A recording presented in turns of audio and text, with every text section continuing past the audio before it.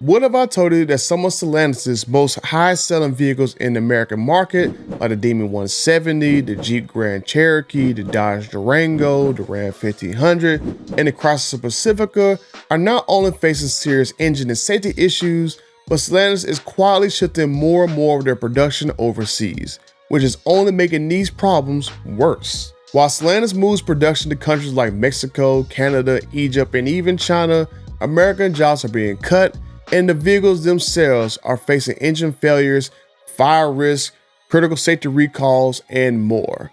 From the Demon 170 engine breakdowns to the Pacifica Hybrid's fire hazards, this isn't just a few faulty vehicles. This is a pattern of systematic quality control failures, and it's happening as Stellantis prioritize cheaper labors and lower quality parts from foreign markets.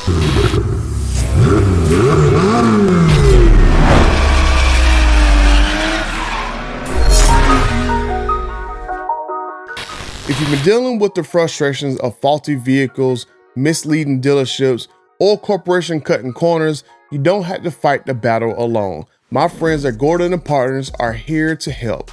Whether it's holding manufacturers accountable for engine failures, intentionally releasing faulty transmissions, dealing with recalls, or fighting back when a dealership crosses the line, my friends at Gordon & Partners are the legal experts you need on your side.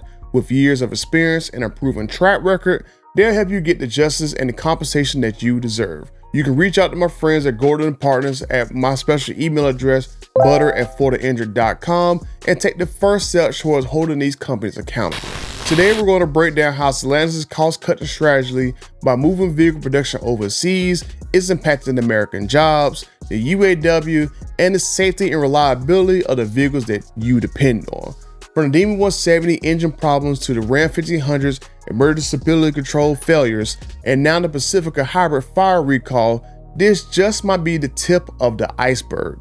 But my over 35,000 friends and the 71% not yet subscribed, before we dive into the specifics of these engine and safety issues, let's talk about Stellantis' larger strategy. Stellantis, the parent company of Dodge, Jeep, Ram, and Chrysler, have been systematically moving vehicle production away from the United States and into countries with cheaper labor.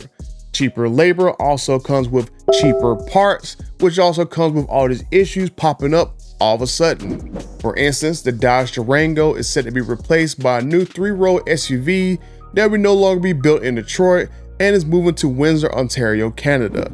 Meanwhile, Jeep has shifted some of its Grand Cherokee Air production to Egypt so it can serve the Egyptian and the African markets, and the Dodge Journey and the Dodge Attitude, the new vehicle from Dodge, are both being built in China for the Mexican market. But what's worse is that Stellantis moves production abroad, they're cutting corners on quality, and we're seeing catastrophic engine failures in some of these vehicles that are still being produced in the US because some of the vendor parts that they're getting now are being shipped from overseas, which raises a huge red flag for what could happen when production fully shifts to cheaper foreign markets and also the foreign vendors. And this isn't just about engine failures. Stellantis is now facing recalls across multiple brands, including over 1.2 million Ram 1500s with their electronic stability control failures and 24,000 Chrysler Pacifica Hybrids for fire risk. So as production shifts overseas, what does this mean for quality in those vehicles and for American jobs? Let's start with the Dodge Demon 170, a limited production high-performance car that has been plagued by engine issues whose engines ironically are built in Mexico. Now, around a month ago, I made the bold claim that the Demon 170 went through testing because I was told by Dodge themselves that every Demon 170 engine is ran specifically on a dyno for 42 minutes before it ever goes to a car. Then the car was driven by the customer for a couple thousand miles, and then eventually it broke down because it was missing an engine bearing. Of course, that sparked a lot of massive debates online about me and the customer and everyone else lying. Critics saying that it was impossible for a car to run without a bearing, especially a car as advanced as the Demon 170. But what if I told you I've already made that video with the paperwork to prove that it was possible? And what's even more concerning is that this wasn't an isolated incident.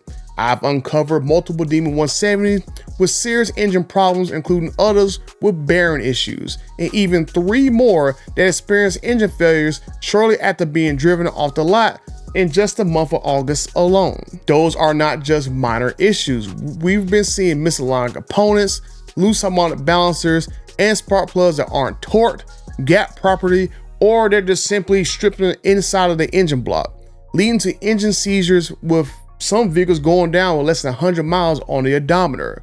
One Demon 170 owner had to wait 3 months for a replacement block after their engine seized due to a faulty harmonic balancer that was misaligned. We keep seeing these issues pop up over and over again, leading to the question of who is assembling these engines.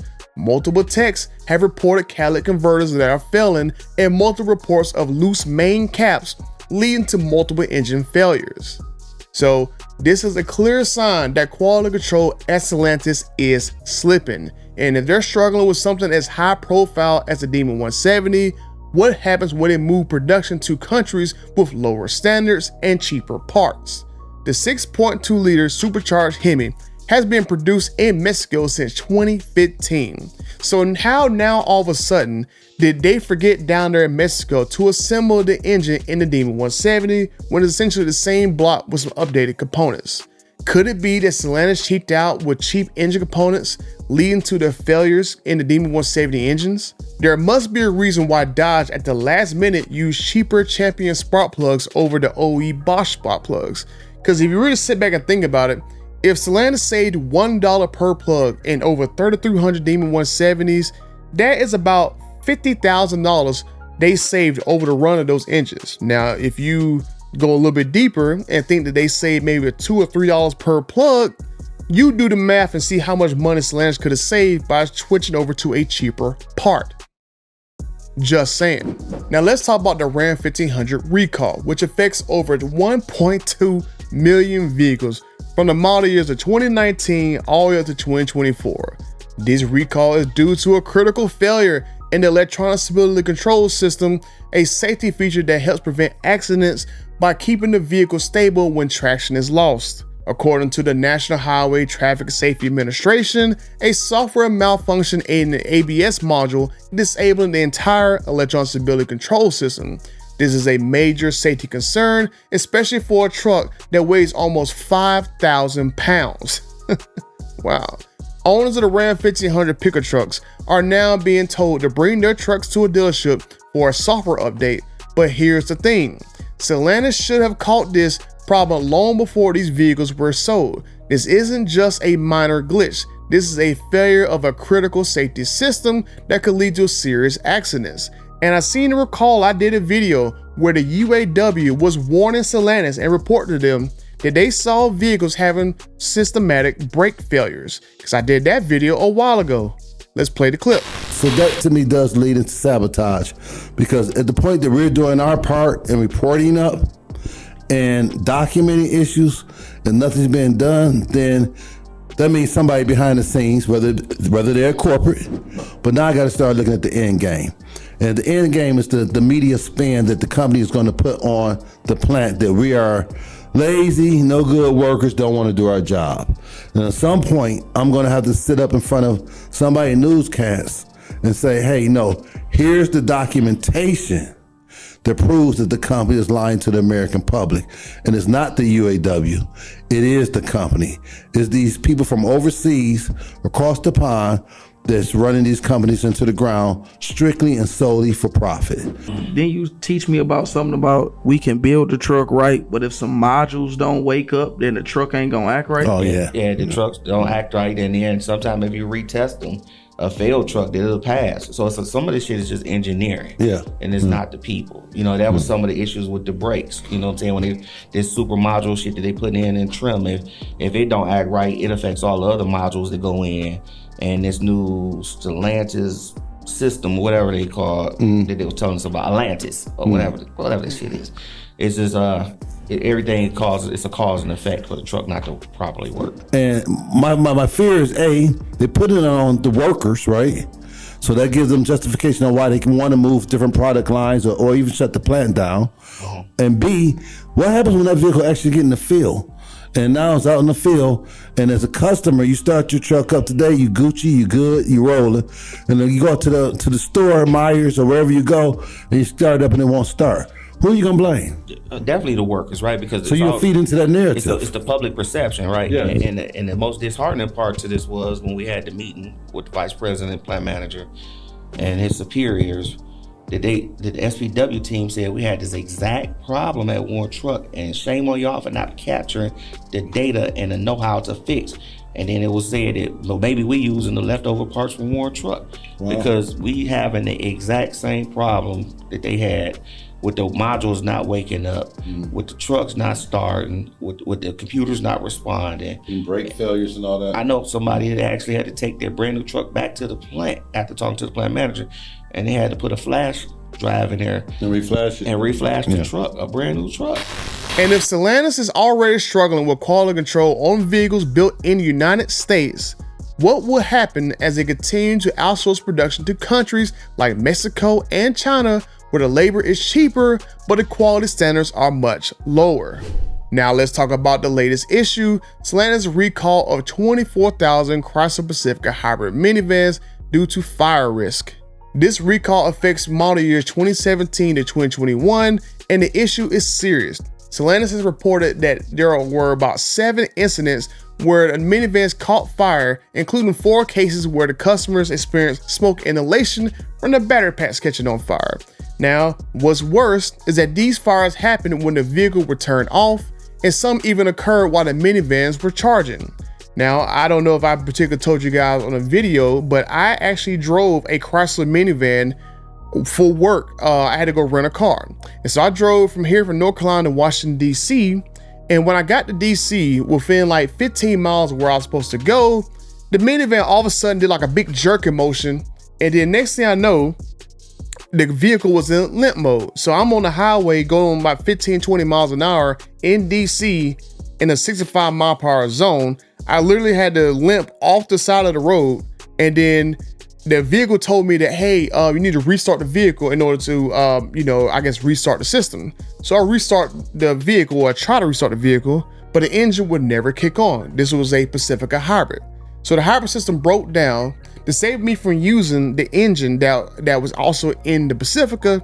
And then next thing I know, I had to sit on the road for like an hour and a half waiting for the Enterprise's, tow truck service to come pick me up. And during that hour and a half while I was sitting there stranded in DC on the highway, I started smelling a very bad smoking smell in the vehicle while I was sitting there. Now I'm in here through rush hour traffic in the morning time. So I'm like, I'm not gonna get out of this vehicle yet because I don't want to get hit by a car.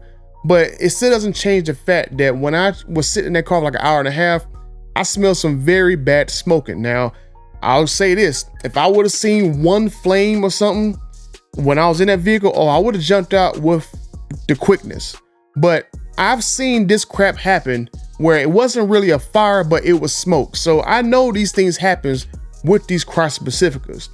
These problems, I guess, for these cars that catch on fire is some kind of rare abnormality in the high voltage battery cells that the article is talking about, which can sometimes lead to overheating and catch fire. Now, I think maybe in my case, the battery's overheating, started smoking, but it didn't catch fire in my particular case. Now, Stellantis is working on a software update to, detect this abnormality. But until then, they are basically urging owners to park their minivans outside and away from any structures. And the interesting thing is, these minivans were already recalled before this. And when they applied that fix, it didn't work. So think about that for a second. Stellantis is telling customers to stop charging their minivans and to park away from their homes because of the fire risk or the risk of a fire. And they already tried to fix before, it failed. So how can you trust that this is not going to fail again? This is like a massive safety failure and is yet another example of how cost-cutting measures, like maybe using cheaper battery cells from foreign vendors, are putting customers at risk. Because if you've seen a recall, they haven't really built any battery plants in the United States yet to service the electric vehicles that are coming. They just started getting these plants constructed within the last year or two. Like Stellantis, for example, they was playing hardball with the Canadian government last year because they was pissed off that Canada gave, I think, Volkswagen more money for them to build a battery plant in Canada than them. So they halted production of their plant until they could squeeze more money out of the Canadian government to restart construction at that plant. That just shows you the amount of pettiness and cheapness that Stellantis is after, that Stellantis is doing in multiple places. They are holding up production of stuff. They just like Belvedere, they're holding up, bringing jobs back to Belvedere because they're trying to squeeze more money out of Illinois. What is the common thread here with Stellantis? Whether it's the Demon 170, the Ram 1500, or the Chrysler Pacifica Hybrid, Stellantis is failing to maintain quality control and is costing American jobs as these vehicles are being moved out of the country. For example, the Warren Truck Assembly Plant in Michigan recently announced up to an additional 2,400 layoffs because they were going to end the Ram 1500 Classic production. There was hope that workers could handle the overflow production of the new Ram 1500, but instead, Stellantis is sending that overflow work to Mexico, which I dare to say that some of these Ram HD trucks have been experiencing some quality issues as well, but that's neither here nor there. As more production move overseas or across the border, the UAW is losing more bargaining power. The Durango Hellcat, well, not Durango Hellcat, but just the Durangos in general, are getting moved out of Detroit and gonna get built in Canada for the next generation.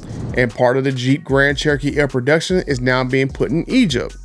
Every time Stellantis shift production abroad, they are taking American jobs with them, and the UAW workers are left behind as more and more quality is getting worse and worse and worse. And Stellantis is trying to point the fingers at them when Stellantis should be pointing the fingers at themselves because it is their fault for using these cheap components and expecting the workers to just make lemonade out of coal. So what's the takeaway here? Stellantis is systematically moving production overseas, cutting American jobs, and sacrificing quality for short-term profits. From the Demon 170's engine failures to the Ram 1500 recall affecting over 1.2 million trucks, to the Chrysler Pacifica fire recall that failed the first time and now we got a second one, it's clear that the company's focus on cheaper production is having a devastating impact on its quality. As Stellantis continues to rely on lower quality vendors in Mexico, China, and Egypt, we can expect more quality control issues, more recalls, and more American workers out of their jobs. So what do you think? Should Stellantis be held accountable for these failures? Should they be allowed to keep moving production overseas, or should they focus on keeping jobs and the quality here in the United States, where we pride ourselves on a higher quality of living? Let me know what your thoughts are in the comments down below. And if you found this video informative, don't forget to like, subscribe, and hit the notification bell for more updates. And until the next time, I'm out.